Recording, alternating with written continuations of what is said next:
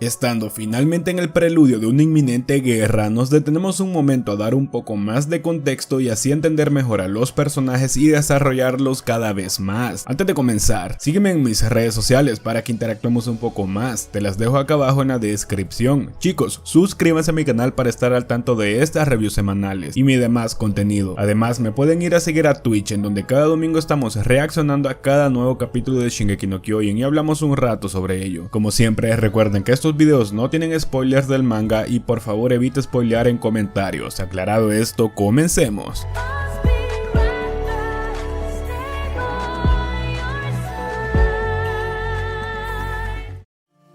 Comenzamos con Gabi teniendo un ataque repentino en el que debido al escándalo llega el soldado que los estaba cuidando, asustado y preocupado por ella, y sin medir consecuencias se mete sin pensarlo a la celda a auxiliar a la pequeña desgraciada esta. Tal es la preocupación y cuidado que incluso la trata de señorita mientras le pregunta si todo está bien. Y sorpresa para nadie, todo era un plan de estos dos para poder salir de prisión. Sin embargo, Gabi, sumida en su odio por los demonios de Eldia, exagera y deja casi muerto a este soldado que acudió sin pensarlo en su rescate. Falco, al ser un personaje que piensa muchísimo mejor las cosas y es más o menos consciente de la problemática que hay, le hace ver a Gabi que exageró, que el soldado incluso se preocupó por ella. Y es con esto que se plantan las bases de lo que será todo este capítulo. Gabi muestra su odio y desconfianza y pasamos a ver a Reiner, quien apenas iba despertando después del ataque a Marley. Lo primero que Reiner pregunta es en dónde están Falco y Gabi, ya que recordemos, estos niños son la única excusa que le queda a Reiner para seguir viviendo, y que fue por causa de ellos que pudo levantarse a salvar a Porco en los últimos momentos del ataque a Paradis. Y por cierto, en el manga es por esta parte que meten todo lo que sucedió en la mitad del capítulo pasado. En el anime simplemente se cambió el orden para que los episodios tuvieran más coherencia al seguir un solo tema por capítulo y no estuvieran saltando de una cosa a la otra como lo hacen en el manga. Así que muy bien en esto. No vi ningún cambio importante y de momento ya se cubrió todo lo que había salido en el episodio pasado, a excepción de lo que mencioné en el video anterior sobre la conversación de Seke y la líder de los Azumabito, que de momento me lo seguiré guardando por si acaso. Todo lo demás sigue la misma línea del manga, así que sigamos. Falco y Gabi se alejan de la prisión perdiéndose en los bosques. Falco le dice a Gabi que se quite el brazalete que los identifica como eldianos en Marley, pero Gabi empieza a inventar cualquier excusa para no hacerlo. Gabi siente cierto apego a este brazalete, ya que ahora mismo es lo único que le queda de su hogar, al cual es poco probable que vuelvan. Además de, como ella misma dice, es un símbolo de cómo no forma parte de los demonios de Paradis y que ella es consciente de los pecados que cometieron sus antepasados y que quitárselo le haría parecer una más de los demonios que tanto odia, teniendo aún la estúpida mentalidad de que hay eldianos buenos y eldianos malos. Es curioso ver cómo algunos eldianos como Gabi han tergiversado el significado de este brazalete, el cual es un claro símbolo de racismo y desprecio a los ojos del mundo. Para algunos como Gabi, que tienen las ideologías de Marley muy arraigadas a ellos, es un símbolo de orgullo al pertenecer a los eldianos buenos que se quedaron fuera de las murallas. Un claro ejemplo de cómo una ideología equivocada puede llegar a corrompernos. Una misteriosa niña interrumpe su discusión preguntándoles de dónde son y qué hacen en medio del bosque. Gabi se prepara para atacarla, pero esta niña les ofrece comida y refugio, llevándolos hasta una granja. Gabi siendo Gabi y Falco siendo Falco, y es aquí donde Shingeki nos da un golpe muy innecesario y que en serio no me esperaba para nada. Resulta que el amable hombre que los recibe y ofrece comida no es ni más ni menos que el padre de Sasha Blaus, detalle que resulta ser más impactante a nosotros como audiencia al saber todo lo que esto significa, al este señor darle refugio y cuidado a la asesina de su hija y de parte de Gabi comer en la misma mesa con el padre de la mujer que asesinó, un detalle que solo enriquece más esta historia y que aunque no lo hubieran hecho así, el mensaje de este capítulo hubiera sido el mismo. Isayama decide seguirle dando valor a sus personajes aún después de muertos, creando momentos como estos, que viéndolos desde afuera son muy jodidos. Falco les dice que son hermanos y que huyeron de casa por razones personales y que por favor les den refugio un tiempo. El padre de Sasha, al ser un gran hombre y un ser muy compasivo, obviamente los recibe con muchísimo cariño. Es aquí cuando Gabi empieza a probar un buen bocado de realidad, al experimentar de primera mano el convivir con estos supuestos demonios. Cambiamos de escena y vemos a Izuru llegar a la isla y les llevan un avión que se planea funcione con las rocas explosivas del titán fundador. Vemos a Hanji lidiar con la prensa ya que les llegó información de que la Legión había encerrado a Eren después del exitoso ataque a Marley. No olvidemos que Hanji es muy querida entre los funcionarios públicos y la prensa debido a la transparencia que ha tenido con ellos y por el apoyo que fue a la hora de dar el golpe de estado. Sin embargo, debido a que todo se le está saliendo de las manos, Hanji está pasando por una etapa en donde ni ella misma confía en sí misma, al no sentirse capaz de llevar el liderato y no tener idea de cómo solucionar esto, cosa que vimos mejor representado en el capítulo pasado. Hanji confronta a 3 reclutas y a Floch, que fueron los culpables de filtrar la información de Eren. Estos 4 soldados están convencidos que lo que hizo Eren fue lo correcto y lo mejor que podían haber hecho, e incluso Floch asegura que Eren debería ser el líder de Eldia, ya que recordemos que Floch, debido a todo lo ocurrido en la batalla de Shiganshina, está convencido de que el que los tiene que liderar tiene que ser un demonio dispuesto a todo con tal de la libertad de su pueblo. Y así como Erwin sacrificó miles de vidas por Eldia, Eren está dispuesto a todo con tal de ganar. Es con esto que finalmente empezamos a ver más clara la división que se está formando en Paradis, separándose en 2 facciones, una que está decidida a luchar haciendo lo que haga falta y la otra que aún cree en una segunda opción y están dispuestos a buscarla. Terminan encerrando a estos soldados por filtrar la información y otra vez vemos lo que les decía de Hanji, quien hasta ahora entiende las palabras de aquel tipo de la iglesia que asesinó al pastor Nick cuando fue la revolución y quien por fin empieza a entender el por qué la iglesia y los reyes habían ocultado toda la verdad durante tanto tiempo. Aún con esto Hanji no se da por vencida, ya que no es momento para bajar a la cabeza. Sinceramente Hanji me está gustando muchísimo más gracias a estos últimos capítulos. La estamos entendiendo cada vez más y se le está dando un poco más de profundidad. Luego de esto nos damos cuenta que esta chica es la niña que Mikasa salvó cuando fue el segundo ataque de Bertolt y Reiner, y esta la pone a dudar de sus ideales y motivaciones con todo lo que le dice. Mikasa sabe muy bien que dentro de Eren siempre ha habido un ser capaz de hacer lo que haga falta con tal de defender a sus seres queridos y que no queda quieto ante la injusticia, cobrando justicia por su propia mano, haciendo que Mikasa se vea empujada a un punto en el que tendrá que decidir de qué lado está. El comandante Pixie habla con Yelena que las investigaciones recientes apuntan a que antes de que Eren iniciara el ataque a Marley, esta lo visitó secretamente y el ejército ya está sacando la conclusión de que fue justo por esa época que Eren empezó a actuar de manera extraña y por su cuenta. Esto nos apunta a que Yelena le tuvo que haber dicho o enseñado algo a Eren que fue el detonante para que Eren finalmente sufriera su drástico cambio. Pasamos de nuevo al dilema de Falco y Gaby y terminan conversando con la niña que los encontró en el bosque. Esta les dice que en esa granja viven huérfanos y que el padre de Sasha cuida de ellos. Gaby otra vez saca su lado más agresivo y acusa a la niña y su familia de ser culpables por los pecados de sus antepasados, a lo que la niña empieza a aplastar sus argumentos con lógica pura, que aunque sea muy simple, Gaby aún no logra entender.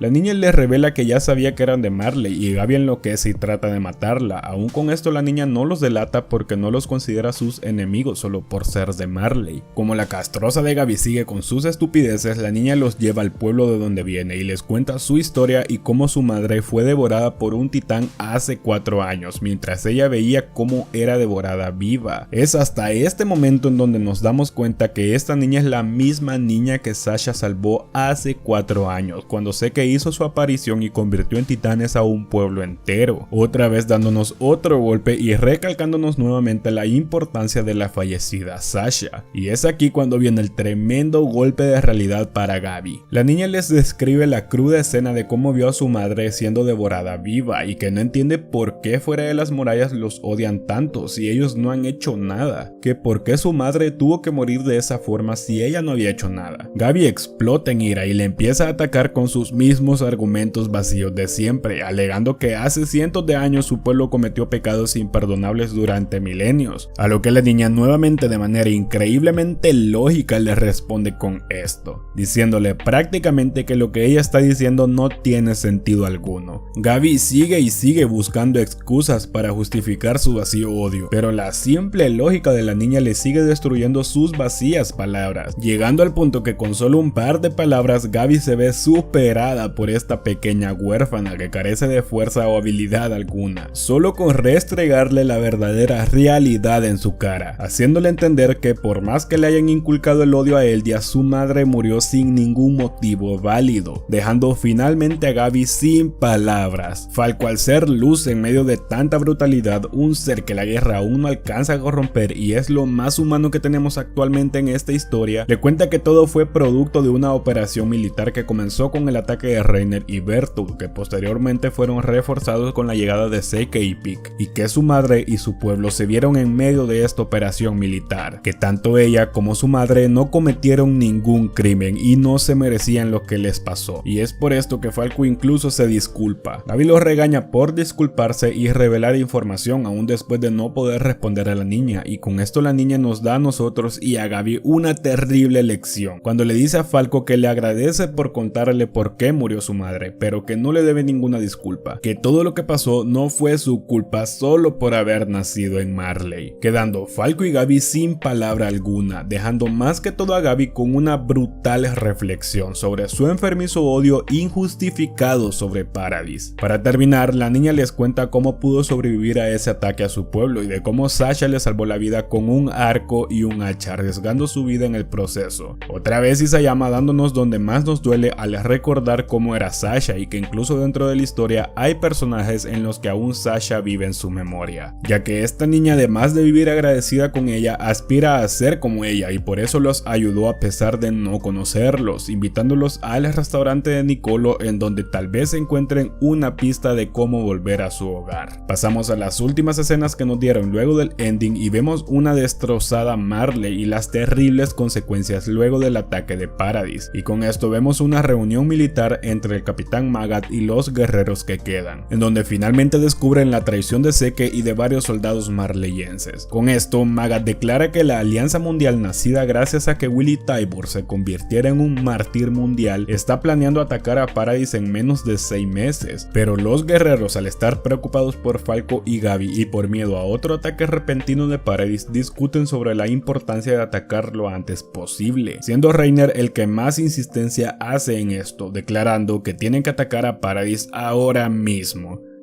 Eso ha sido todo. Dale like si el video te gustó. Sígueme en mis redes sociales, te las dejo acá abajo en la descripción. Te recuerdo que tengo Twitch, en donde estoy reaccionando cada domingo al nuevo capítulo de Shingeki no Kyojin y hablamos sobre anime y cosas random. Así que si quieres ir a escuchar mis comentarios fuera de guión y de manera espontánea sobre lo que va sucediendo, puedes ir a seguirme. Te dejo el link en la descripción. Chicos, porfa, suscríbanse al canal si les gustan mis videos para estar al tanto de todo mi contenido. Compartan el video para que podamos llegar a más gente y seamos una comunidad mucho más grande, y no olvides pasarte por mi canal, seguro ves algo que te llame la atención. Nos vemos en el siguiente video, adiós.